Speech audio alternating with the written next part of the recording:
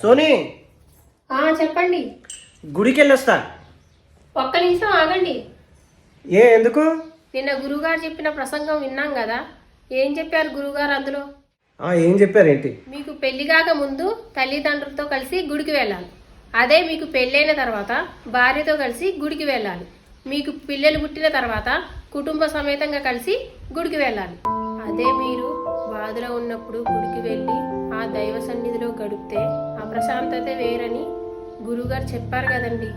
ఓ sorry Sony, మర్చిపోయా.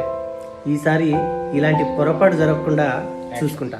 మనందరం కుటుంబ సమేతంగా ప్రతిసారి గుడికి వెళ్ళి ఆ గుడి ప్రాంగణంలో ఆ దైవ సన్నిధిలో సంతోషంగా గడుపుదాం. అలాగే మీరు కూడా ప్రతిరోజు కాకపోయినా వారానికి ఒక్కరోజైనా గుడికి వెళ్ళి ప్రశాంతత పొందండి.